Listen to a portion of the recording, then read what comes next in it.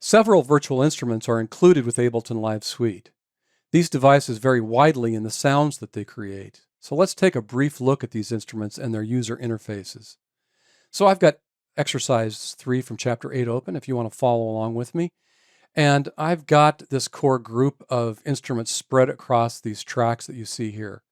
So we'll start over here on the far left with analog. So analog is a 2-oscillator virtual analog subtractive synth. And if you look down here at analog in device view, you'll see that we have oscillator 1 on the top and oscillator 2 on the bottom. Now, as you select the different areas of the interface, you'll notice that the center display changes and we have access to other parameters. And this is an important aspect of the design of a lot of these instruments that we have here in Ableton Live. So, for example, if I select the oscillator 1 area, I want to point out that there's a hidden oscillator here. There's a sub-oscillator, and you can control the level by dialing that parameter.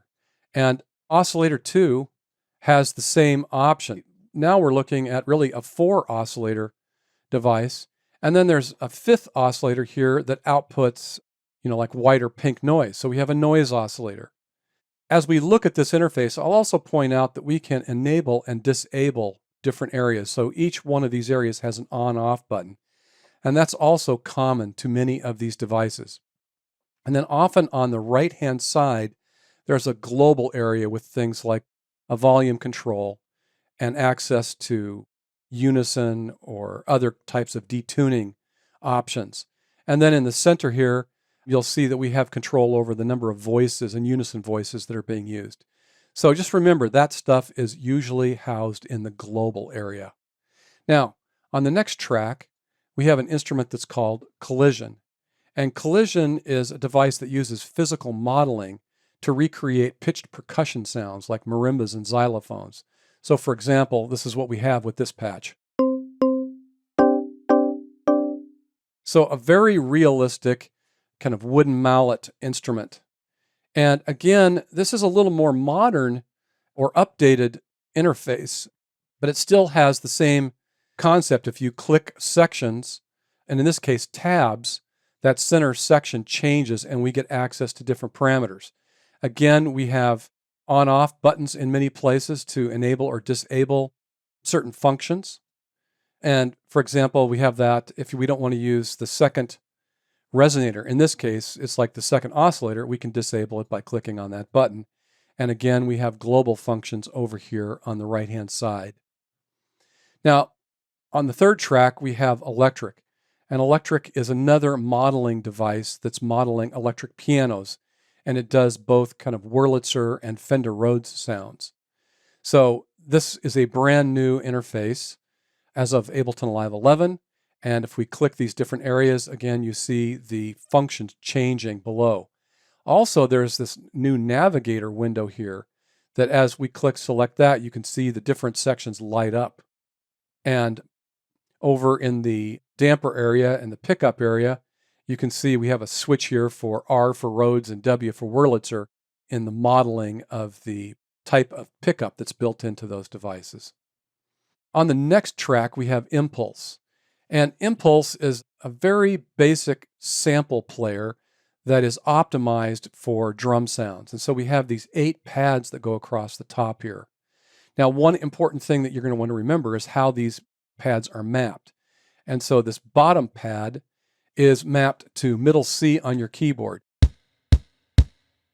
And you'll notice that as I click select the different pads, you'll notice that these options down here change, or the values for these parameters change. So these are independent with each pad, and if you want to make or dial in a particular sound here, you can do that by just selecting the pad that the sample is on and then adjusting the areas down here. Again, over on the right side, we have global controls. Now, one other thing I'll mention to you is if you don't like a sample that's being used on a particular pad, you can just go up to the browser and click select a sample and drag and drop it on the pad to exchange it with a different sample. All right, on the next track we have Operator. And Operator is a 4-voice FM synth. And I'll just briefly mention that if you click the bottom right section here, that you'll actually see some mapping controls and voice controls. But more importantly, we have these 8 possible routings for how the 4 oscillators are used. So in this one, you can see that we've got 3 oscillators being used as modulators and 1 as a carrier. Whereas if we go over to the far side, they're all in a routing that allows them to be carrier oscillators. So this is very, very powerful, and I would say often overlooked device, but perhaps the best or most powerful of all the synth devices here in Ableton. All right, on the next track we have Sampler, and Sampler is a very full functional sample device. And this will handle multiple samples, and it will do different velocity zone mappings and all kinds of different stuff. If you want to see the samples in use, you can click this zone triangle, and that will open up and show you how the different samples are mapped on the keyboard.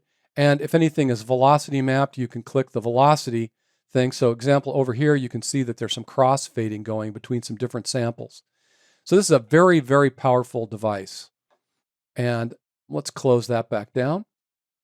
So on the next track, we have Simpler, and this is the opposite of Sampler. Simpler is a device that will play a single sample.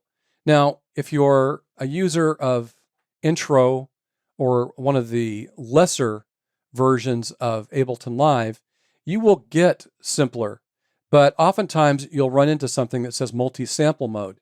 And that's because they've given you a particular preset that's using multiple samples, but Simpler is only capable of adjusting and editing one sample at a time. So they're giving you access to that preset through this thing called multi-sample mode.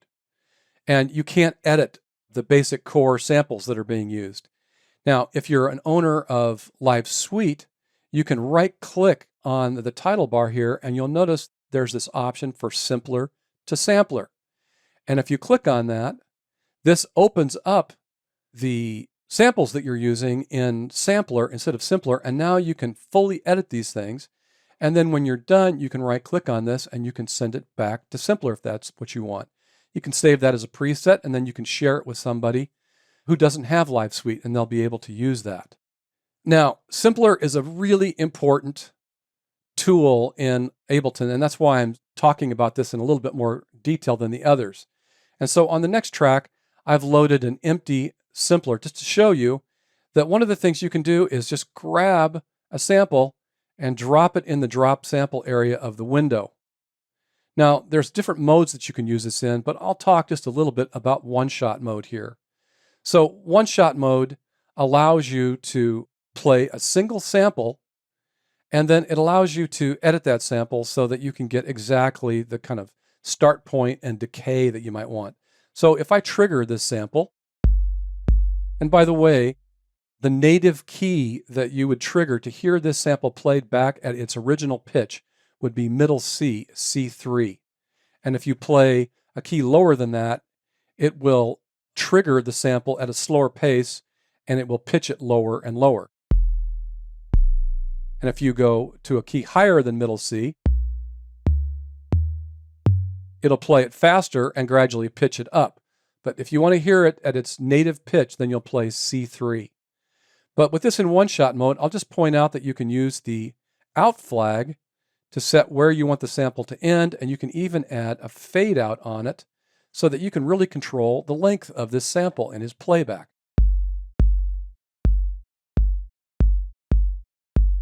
So if you want to tighten down a sample, you can do that. Now, as I mentioned, this is a really important device in Ableton Live, and that's because it's one of the kind of basis of this modular architecture. And if I go over on the next track where it says drum rack, I'll just point out that I can click and drag and add a sample onto a pad, and now I can trigger that sample with the note name that was on that pad. In this case, C1. Now, you'll notice that as I'm clicking that pad and we see the sample displayed over there, the sample is housed in a Simpler. So when I dragged and dropped that sample onto this pad, it actually loaded it into a simpler automatically. So this is a really, really important device that you're going to want to get to know. Now, over on the next track, we have tension. And tension is another one of those modeling devices. And in this case, it's modeling the various components of string instruments. So I've got a simple banjo-like patch here loaded so that you could hear what that might sound like. So it doesn't sound like a synthesizer, it actually sounds like a string instrument that's being triggered. Now, finally, over on the last track, we have Wavetable, which is one of the newest instruments to Ableton Live Suite. And this is a wavetable synth. If you're not familiar with a wavetable synth holds single cycle waveforms in a table, and you can then bring those tables up on an oscillator. And in this case, we have two oscillators. One of the things that we can do is we can change the waveform that's being triggered using this wave position selector. And this is not a very complicated wavetable in that we've only got 4 or 5 of these waveforms, and they're simple in nature. So if I was to modulate that, it wouldn't do much. But you can click this basic shapes here, and you can go in and you can choose one of these other types of wavetables. And you'll notice that the differences are very, very small, but it can actually be really interesting as you change or modulate this wavetable position.